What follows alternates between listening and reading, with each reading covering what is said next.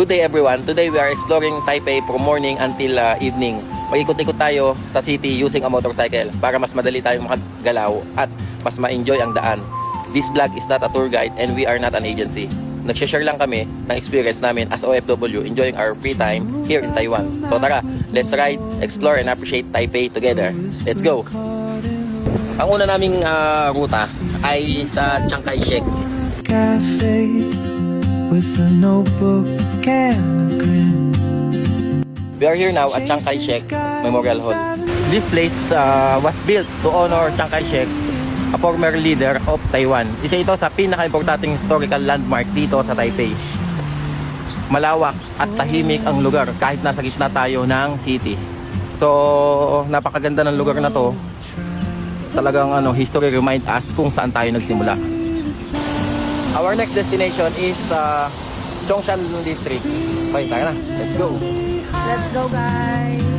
What I hold inside, if I don't ask your name today, I may never get the chance to walk beside your wandering dance. Punta muna tayo ng RJ. Tapos, bili na makakain natin. So, guys, ngayon nandito na kami sa Zhongshan. So, makikita doon yung RJ tsaka yung EEC. Actually, yung RJ na yun, sarado na eh. Pero, andun yung bagong RJ ngayon. Bagong RJ ngayon, ayun. O yan, bagong RJ. Etong Zhongshan, ang history nito, ang pagkakaalam ko sa history nito is yung Zhongshan District is named after Dr. Sun Yat-sen. Dr. Sun Yat-sen. Known ito for culture, shopping at daily city life. Maraming Pilipinos dito ang tumatambay, lalo na kapag Sunday. Ganon. And soon she won't be here. Oh, traveler. Kahit malayo sa Pilipinas, marami naman tayong mga kababayan dito Pilipino may makikita ka pa rin. So, hindi naman tayo mako-homesick. So, ang susunod na stop natin is sa Dahu Park. Inside, if I don't ask your name today, I may never get the chance to walk beside your wandering dance. Maybe next year in Madrid or Andito na kami sa Dahu Park, pero bago namin kuhanan yung area dito, kakain muna kami. Nakain muna tayo. Pansit, spaghetti, kakunti pa na binili. Dagan pa na ko.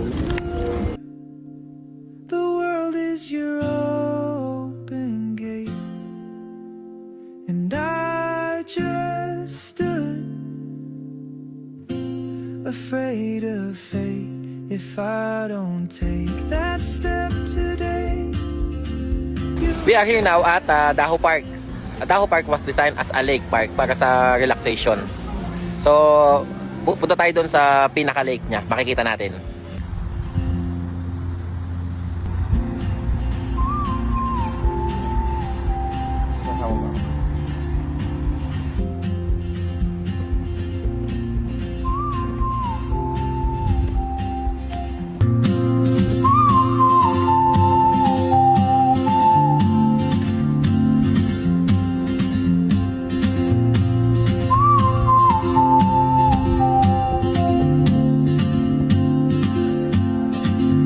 she moves like a map with no borders, a whisper caught in the wind. I see her boots at the corner cafe with a notebook and a grin. She's chasing skies I've never named while I stay in my lane. But something in the way she Makikita niyo dito. Doon. Sa porto na yan. May swimming pool doon. Tsaka gym. Tapos, yung pinanggalingan natin kanina, which is doon. Doon tayo pupunta ngayon sa may train station. Eh, nakamotor naman tayo. So, diretso na tayo sa National Palace Museum. Tara na. Let's go. leaving behind what I hold inside. If I don't ask your name name today. So, we are here now at National Palace Museum. The chance to walk beside your wandering down.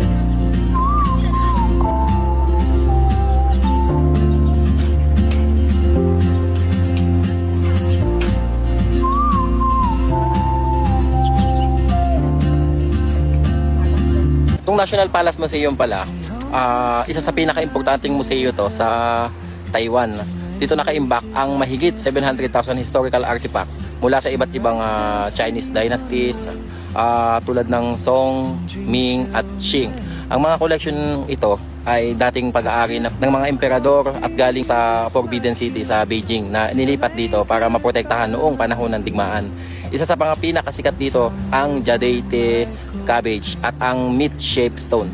Mga obra na nagpapakita ng husay ng mga sinaunang artist. Hindi lang ito basta museo, sa itong lugar kung saan buhay ang kasaysayan at kultura ng sinaunang China. Ngayon, dako naman tayo sa susunod na destination namin, which is sa Shilin Residence Park. Tara na! What I hold inside, if I don't ask your name today. We are here now at Shilin Residence Park. Tara, pasok tayo. Itong Shilin Residence Park, this was once the homes of Chiang Kai-shek and his family. Ngayon, open na to sa public for viewing. So, maraming green spaces, perfect pang walking at pahinga. So ngayon, nandito ako mismo sa harap ng bahay ng dating Pangulong Chiang Kai-shek. So, ito yung dating opisyal na tirahan ng dating Pangulo. So, noong 1950s, dito siya nanirahan kasama ang kanyang asawa na si Soong Mei Ling.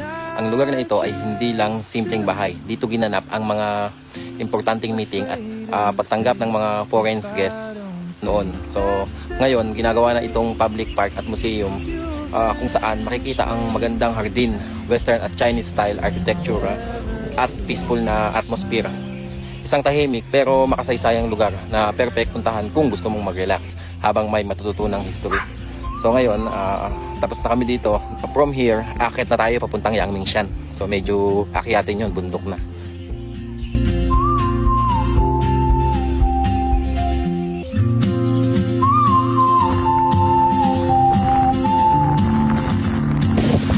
So nandito kami ngayon sa Yangmingshan National Park. Dito na kami. So medyo maambon kasi nasa tapos sobrang lamig dito. Grabe. Naisip namin. Pero okay lang. But bigyan ko lang kayo ng kaunting background dito sa Yangmingshan.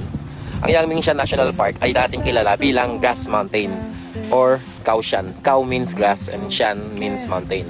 Noong panahon ng Japanese rule sa Taiwan, 1895 to 1945, dinevelop ang lugar bilang mountain retreat dahil sa malamig na klima at natural na hot spring. Pagkatapos ng World War II, pinalitan ang pangalan nito bilang Yangmingshan. Bilang paggalang kay Wang Yangming, isang kilalang Chinese philosopher.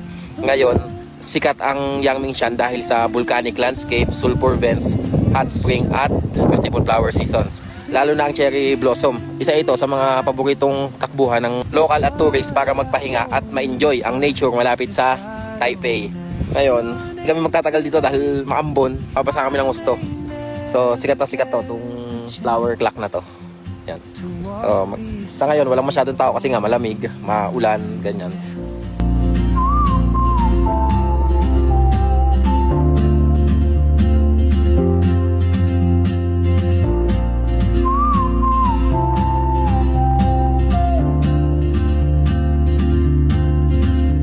She hums a tune I've never heard. So, nandito na kami ngayon sa Bali. So, naglalakad kami, medyo maambon pa rin. From Yangmingshan to Bali. So, ngayon pupuntahan namin yung may nakalagay na na Bali. Yung mamaya pakita natin. So, nandito na tayo sa Bali ngayon. Ayan, makikita nyo yung riverside. So, itong Bali na to, actually ang tawag dito is Bali, the Heart of Reflection. Ang Heart of Reflection ay itinayo bilang isang modern public art landmark sa Bali area upang sumimbolo ng pagmuni-muni, pag-ibig at koneksyon ng tao sa kalikasan. Ang hugis puso nito ay hindi lang para sa aesthetic kundi para ipaalala sa mga bumibisita ang kahalagahan ng inner peace at self-reflection lalo na habang nakatanaw sa ilog at bukas na kalangitan. Bahagi ito ng Riverside Development kung saan pinalakas ng local government ang turismo sa pamamagitan ng art installation at scenic walkways. Dahil sa romantic at calming vibe nito, naging paboritong spot ito ng couples, photographers at vloggers, lalo na tuwing sunset. Sa simpleng design pero malalim na mensahe, ang Heart of Reflection ay naging simbolo ng slow life at emotional balance sa mabilis na takbo ng modernong buhay. And I'll be brave. But what if Just arrived at Guanghua Digital Plaza. So dapat sa ano tayo? Dapat dadaan pa tayo ng Tamsoy. Problema, inabot kami ng ulan. So inisip namin dito na kami sa Guanghua diretso. So tsaka na lang yung ano. So ito yung building ng Guanghua Digital Plaza. Magtitingin din ako ng drone. Titingin ako ng drone. At ito na yung pinaka last stop namin for the day. So after nito uwi na. So ayan na nga, nandito na kami sa Guanghua Digital Plaza sa loob. Bili muna kaming kape, inaanto kami. Medyo mahaba-haba ang biyahe. At para sa huling destinasyon natin ngayong araw, nandito tayo sa Guanghua Digital Plaza sa loob. Isa sa pinakakilalang tech hubs ng Taipei. Kung mahilig ka sa gadgets, computer, cameras, gaming, accessories, at electronics, this place is must visit. Dito mo makikita mula sa brand new items hanggang second hand. Pero quality pa rin. Pero kaunting history muna tayo. Ang Guanghua area ay nagsimula noon bilang book market noong panahong pagkatapos ng World War II. Dito nagtitinda ng textbook, reference books at mga second-hand books ng maraming vendors. Habang nag-evolve ang digital age, unti-unting napalitan ang books ng computers, electronics, electronic parts at technology products. Noong early 2000s, itinayo ang Guanghua Digital Plaza building para ma-organize at mas mapaganda ang lugar. Ngayon, isa na itong simbolo ng tech culture ng Taiwan at patunay kung gaano ka-advance at ka-innovative ang bansa pagdating sa technology. Perfect talaga itong puntahan sa hapon hanggang gabi. Pang chill, pang window shopping at paghahanap ng good deals. At dito na rin nagtatapos ang ating buong araw na pag-iikot sa Taipei. From history, nature, city, views, hanggang technology. Isang araw na punong-puno ng kwento at experience.